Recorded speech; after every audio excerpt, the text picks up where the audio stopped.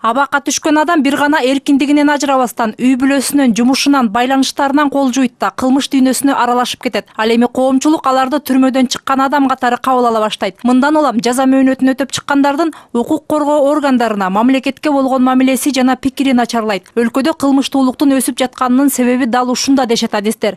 Мындан улам өлкөгө пробация институтун киргизүү сунушталып жатат.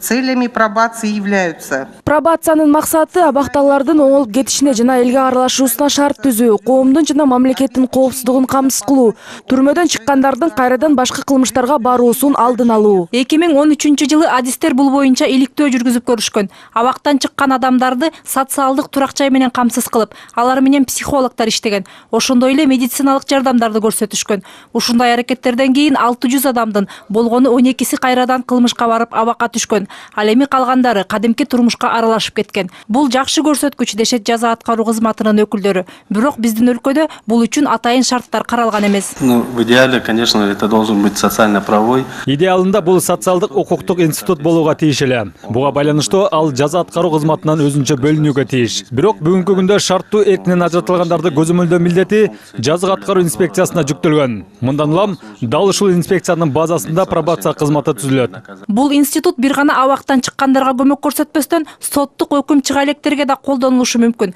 Соттолуп жаткан адамдын буга чейинки социалдык абалын, чөйрөсүн жана адаттарын иликтеп көрүп, эгер коомго коркунуч келтирбей турган болсо, абактан тышкары жаза чектөө жагы да каралган.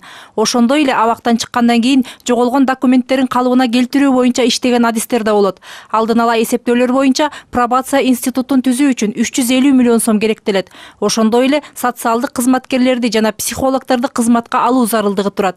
Бул үчүн кошумча 242 штат бирдиги түзүлүүсү шарт. Бул закон менен жакшы ойду коюп атабыз, бийик максатты ушундай кылсак да. Бирок түрмөдөн чыккандарды азыр ушул мыйзам менен эртең бир чечүүнүн эч кадамдарын айта алган жоксуз да. Бүгүнкү күндө нормальный адамдарга биз детский пособие бере албай, аларды интернатта төлөй албай жатабыз. Кандай болот ошонун кадамы реалдуу? Бирок айтылган сын пикирлерге карабай, бул сунуш тармактык комитеттин мүчөлөрүнүн көпчүлүк добушу менен колдоо тапты. Мээрим Ташыбекова, Алтынбек Каныбек уулу, НТС.